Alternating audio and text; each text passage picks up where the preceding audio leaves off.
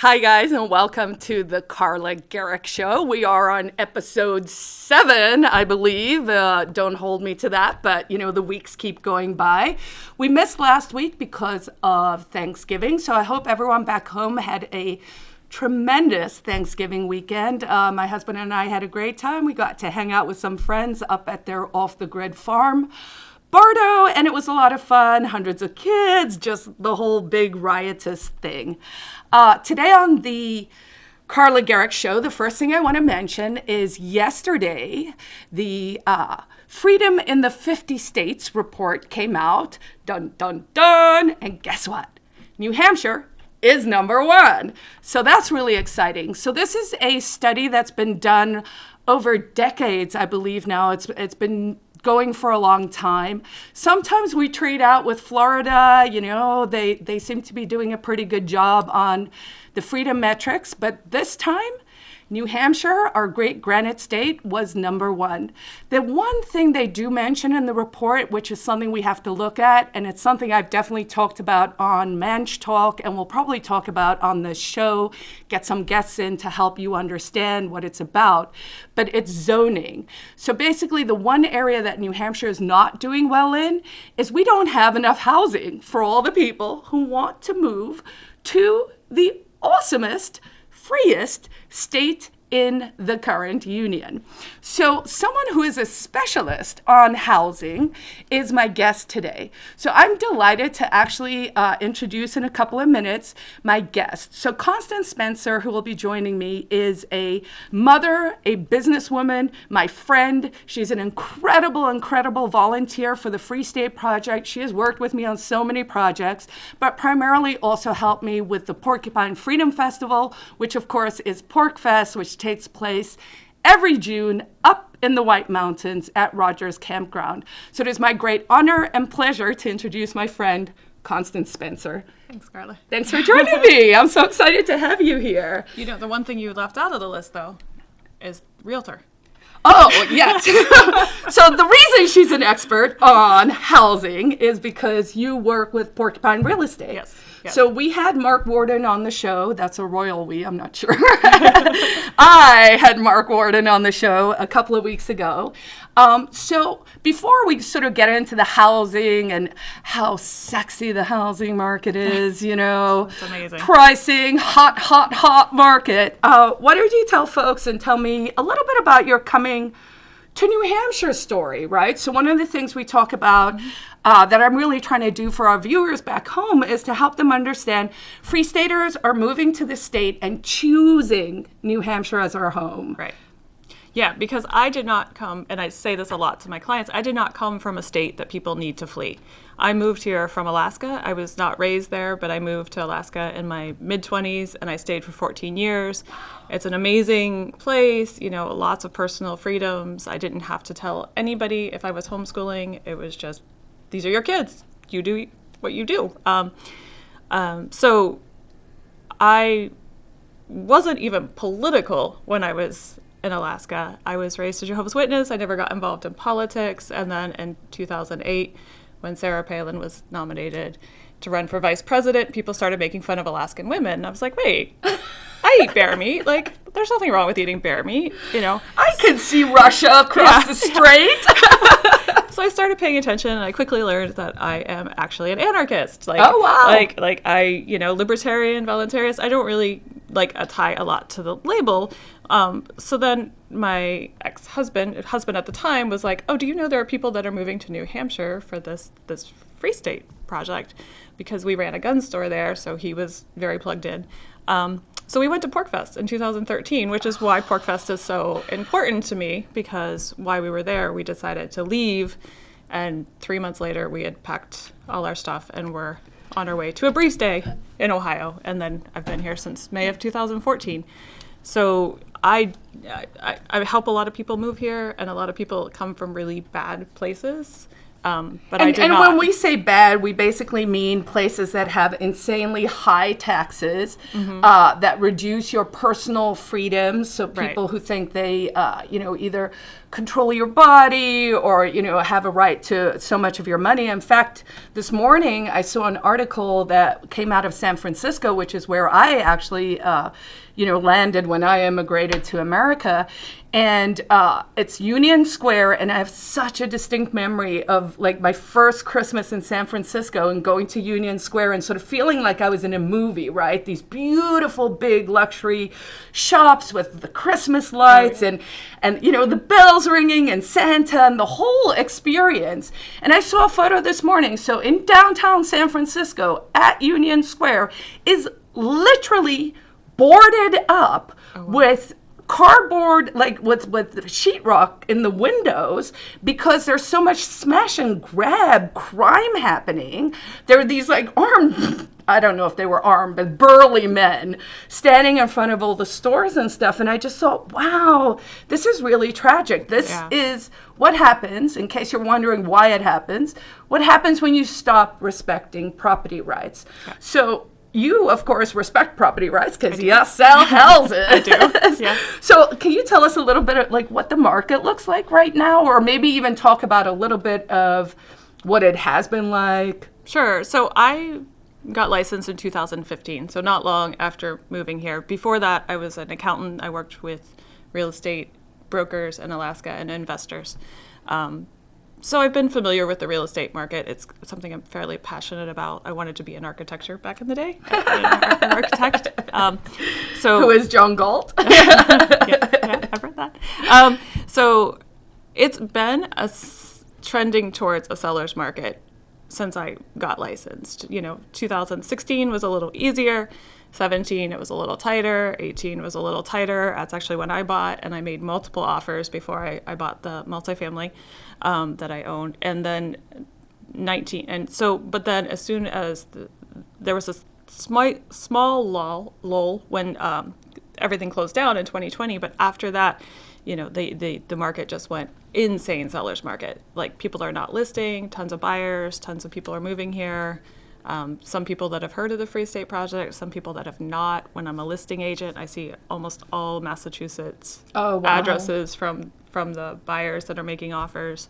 So we are definitely in, and of course, it's a big state, so certain markets are hotter than others. Like Manchester. So it is actually that localized. So Manchester is, say, hotter than, obviously, than, say, Berlin. Oh, yeah. Yeah. Berlin probably feels like on fire compared to what it's been because, I've been watching that market as well because it's one of the few places that has comparable prices to the Midwest, which is where I was raised. Okay. So I've been watching that market like, oh, look, I can buy a duplex for, when I first started looking, I could buy a duplex for $30,000. Well, now the same duplex is $80,000. Yeah. So for Berlin, that's probably on fire. Oh, yeah. And certainly one of the things I hear all the time from folks who want to move here. And of course, we're happy that Free Staters want to come. But I think a lot of the other people who are looking to move who may not have heard about the Free State Project, what they have heard probably is the value proposition of a state like New Hampshire, right? Where, we have low taxes. It is still, and it used to be fairly affordable. But of course, that is changing now too. So can you tell us a little bit about your story of Yeah. I've already alluded to a little bit of I moved as a married person. Well, technically not married, but partnered. My ex-husband and I got divorced in Alaska. For unrelated to splitting up reasons, but that's another story. That one's kind of long as well. We'll do that in the after hours. I was an accountant by trade before a realtor. So I moved here. Our marriage lasted about a year after we moved here, and I moved out. I just gotten my real estate license. I was a part-time bookkeeper, and I knew that my very first thing that I needed to do to fix my life, also got diagnosed in this same time frame with a blood cancer. So I was also sick while I was doing this. So I was working part-time, saving up to buy my multifamily. So you have 4 kids, I have right? 4 kids, okay. Yeah. So So mom divorced, Yeah. 4 kids, cancer, Yeah. And moved to a new place. Okay, it's dramatic. it's a mild story. Not much was going on. So I saved up enough money to buy a multifamily that I own or occupy, and the tenants cover the mortgage. So I was able to give up the bookkeeping job and go full time with real estate. And now I'm the associate broker, and things are going really well.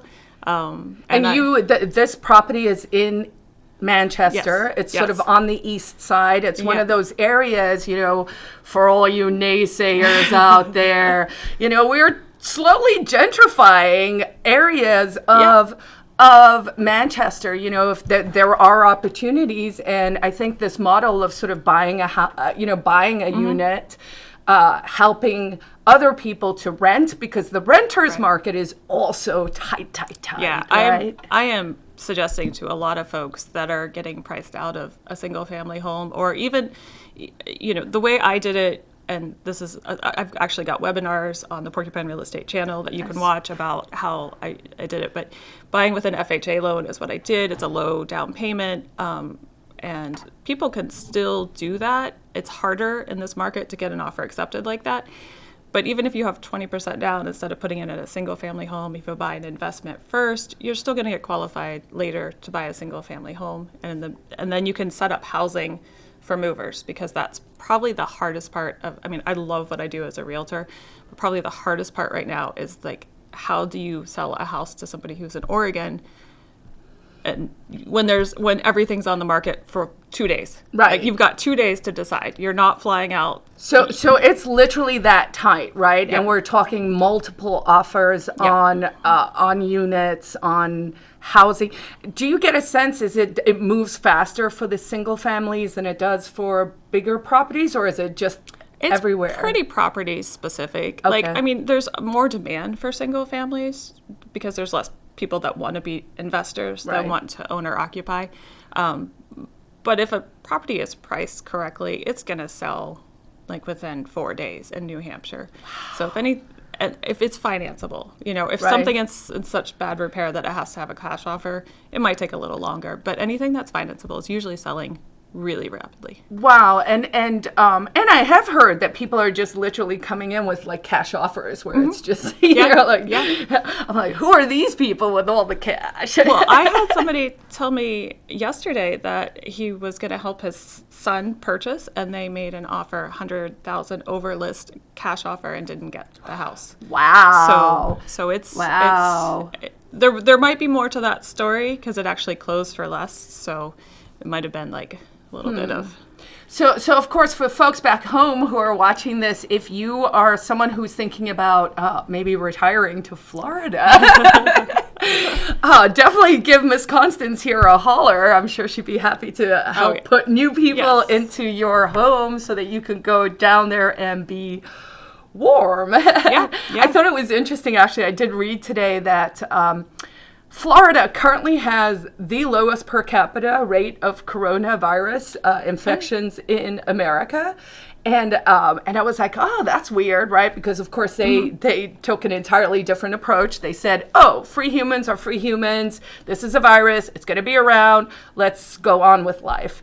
And I guess there are 2 reasons for that. One is seasonality. So it's getting colder here. And when it does get colder, they actually think the virus has something to do with temperature, in the sense that in general, including why people get flu during the winter, has to do with how dry your nasal passages become as the... That's interesting. Yeah, 'Cause right? I've always I don't believe that I've got a cold because I didn't wear a coat. Right. That doesn't make any sense to me. But that does make, and the vitamin D levels dropping. Yes. And of course, for folks back home, if you're not supplementing with vitamin D, you probably should be. Also because, honestly, a lot of people actually get COVID and don't even know they had it. For some people, it's extremely mild. But it does deplete your vitamin D, actually, as part of the disease. Really? Yeah, I guess it's because your vitamin D spikes when you're sick to try and fight. That's like part of what its job is. And then it gets depleted. And I saw a woman had posted, she had happened to have blood work done before and after, and she had her vitamin D when, like, a week before she got COVID was 75, and then it dropped to 3. Wow. And I know, like, my mom actually, who got really sick as well, when she ended up with the doctor, he was like, well, you have like 0 vitamin D. So think about supplementing with it, but also just go outside and get some nice sunshine on your face, right? That's hard in the northern climates. I mean, that's one of the things in Alaska that they taught us as new parents, that, like, you can't make vitamin D in the winter in Alaska, so you need to supplement. So I assume New Hampshire's sure not that. I mean, I think it's the same. South, I mean, I can just speak from personal experience. I actually tended to get quite depressed in the winters initially after I moved here. I'm African, so we'll start there. The sun never sets there. I'm kidding, but and then someone mentioned to me, they said, oh, you know what, have you tried supplementing with vitamin D? And the year I started that, I was like, oh, this makes a vast difference. All right, so I interrupted you. Okay. Sorry. So you're halfway through this. All right. Well, okay. All right. I actually forget where I left off. So I bought the multifamily. We're in 2015, I think. So no, I bought in 2018. Okay. And from there, I've been a full-time realtor with Porcupine Real Estate. I've helped a lot of people move, but I'm very passionate about helping people buy multifamilies and start their journey to being investors, because a lot of people tell me they don't want to fix toilets, and I get that. I don't like fixing toilets either. I have, but I don't like to. But I also, for me personally, like the thought of working a job for 30 years to pay a mortgage when my tenants can pay that for me. Right. Even though, I don't live in the best neighborhood. So, but you're really, I think one of the things we have in common as friends is we're sort of growth oriented. You took command of your health. I've sort of taken command of my health. I don't know if it's just something people do when they're in their 40s, especially ladies, or what it is. I mean, but you made these sort of lifestyle changes, and part of that is sort of putting yourself as an independent woman on this path towards financial freedom. Yep. Yeah. And empowering other people to do that. Yes. Well, when I left my ex-husband, I roommated with somebody who's a dear friend to still, who had major health issues and was struggling. She's at poverty level, and I needed the help. So we had 8 people in a 4-bedroom apartment. It was a lot, but she also, I'm already a driven person anyway. But then it was like, I don't know how my cancer is going to go, so I need to be set up. And I already knew from buying a multifamily in my 20s, like 30, about 30. I think it was about 30. Okay. In Alaska, or yeah, okay. In Alaska, I had a 4-unit. Nice. So I knew that was a path to wealth, and we talk about personal responsibility, and part of that is, like having the FU money. Like, right. I'm very fortunate. I get to make all my own health decisions. I'm technically self-employed as part of Porcupine Real Estate, but, obviously Mark's not going to ask to see my medical records to employ me. But, but people that don't have that, if you've got passive income, if you have your ducks in a row, you have the option to make changes that feel right for you. And also, it's not necessarily getting from here to there often involves sacrifice. Mm-hmm. I mean, this will sound crass, but like my number one annoyance over this past few 18 months, 2 years has been this sort of notion of like, I'm responsible for your health suddenly, right? Like, I did a lot of changes to be responsible for my health, and I would like everyone to sort of internalize that. I don't think, whatever. Yes. I do. I mean, I want to be compassionate because not everybody is on the same journey as me. Not everyone has the same information. I mean, even IQ, like these are things that I was born with. So I don't, especially in the neighborhood that I live in, I see people that are making different choices, and I don't want to be like feeling superior, but at the same time, the small changes that we make add up to a big change. My point was with this notion of sacrifice. Like sometimes, everyone will, people are like, forget that to get from here to there are many steps in between. Things are incremental. So maybe you set your mind on the idea that, hey, I too would like to buy an investment property. What is that going to look like? Oh, maybe I need to get a second job. Maybe I need to get, 8 roommates for a while. Maybe I need to do X, Y, and Z. But the notion is that over time, so you sacrifice for 2 years, and then you're like, okay, now I can do the down payment. Once you do the down payment, if you're doing it right, your tenants can pay your full thing. So you're actually staying rent free. Technically, right? So, and this is my point is, this is not something that is beyond the realm of anyone watching this show. Yeah, and I tell my story, the single mom, 4 kids, ex-husband didn't pay much or anything for child support. Fortunately, things are better in that space now, and we have a good co-parenting relationship now. But, I don't tell that story because I'm a victim. I tell that because things happened and I overcame it. So if you have less cards stacked against you, maybe you can do it too. I often think, fair enough. I did have a law degree, so, I had finished college, but, I moved to America with literally a suitcase and I think it was $7,000. Yeah. I lived in a slum. I had really crappy jobs to start, and I sacrificed in order to make choices, in order to do the things I need to do to get where I want to go. And I think maybe for a lot of folks, they're just like, they're not even sure where they want to go. Right. Which is one of the things I love about the Free State Project, is it kind of gives you a roadmap of where to go, literally, right? We put the move in movement. Yeah. And once you get here, there's so many different varieties of freedom that you can find your crowd. Right. I've been here since 2014. You've obviously been here longer, and I've seen so many people come because I'm a realtor, and they don't necessarily do the planning of PorcFest. They go and do something else, and that's the beauty of being here, is that you come here and you find your particular tribe. Right. And honestly, people ask me all the time, what unites Free Staters? And I'm like, honestly, nothing other than this belief in freedom, which is literally, in some ways, just the belief that you're allowed to be your authentic you, Constance, and Carla's allowed to be her authentic whatever this is. and we respect each other's choices and wishes, and everything is voluntary. So as long as you're not coercing someone, you'll find that, we have a really strong charity in our community. People will help, people will reach out. Can you talk a little bit about your involvement with PorcFest? And you mentioned, Sure. you started volunteering for that because it was a pivotal experience for you. Yes. And my first couple years here, obviously life was difficult, so I didn't do much for volunteering. I think I did 4 hours one year, and just I was parenting.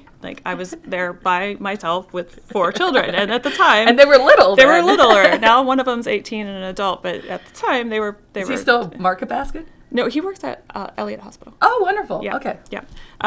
So I was asked to volunteer in registration, and I think it was 2018, and then 19 and 20 I ran registration, and 21, right? I can't even remember. It's been a lot of years, and this year was a bit insane because I you did spearheaded the Porcupine Real Estate tent, which Yep. was a sponsorship that Porcupine Real Estate did, and also registration. So I had very good support from folks helping with that. And I don't know, do we talk about 22 or? Yeah, PorcFest 2022 is coming up. I think it's going to be gangbusters again. In between that, of course, we have Liberty Forum. You've actually volunteered for that too, yes, right? I have. Yep. So Liberty Forum for folks back home is more our suit and tie, like PorcFest is more camping, casual, week-long camping experience. Liberty Forum will take place March 4th through the 6th. Not our birthday this year. I know, right?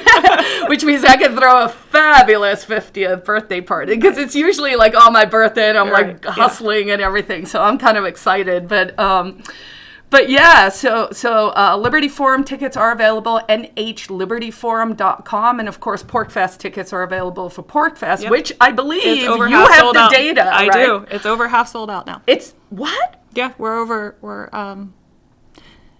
the last time I added it up with kid tickets, we were at $12.49. So do you guys hear that back home?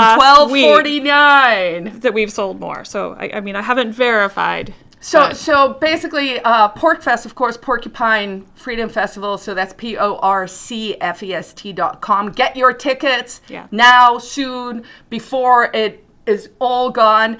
According to the interwebs and internet, people like Joe Rogan and Luke Radowski, obviously, he's a free stater and he comes in and out and sort of travels around. But him, Tim Pool, Luke, possibly Alex Jones. Yeah, I mean, I was like, I don't know. They were all in the trailer together. Yeah. You could be a fan, not be a fan, whatever. That's all good. But they were doing a podcast the other day and they were all like, oh, we're going to roll in with a camper to PorcFest. So you don't know who you're going to run into in 2022. Yeah, it's and also volunteer. Yes. If you've never been, volunteer. And I know that sounds almost contradictory what you would think, but you will meet people, you will get plugged in, you will learn the lay of the land. Volunteer for registration? Yes. Actually, yeah. Honestly, that's how I originally got plugged in with the community.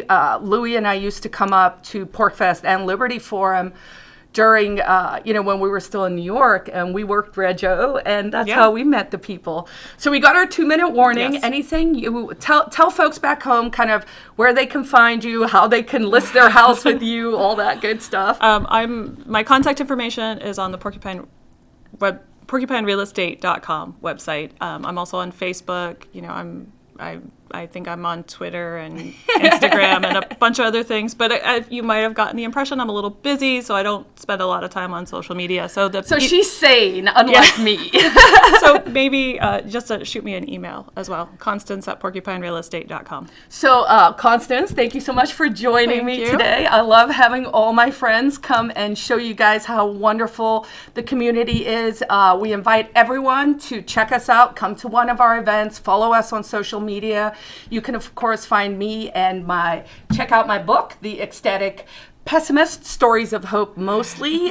You can go to booktv.com. There's a great interview there, or go to my website, carlagericke.com. If you want more information, I have all my shows up there. You can get to different parts from there.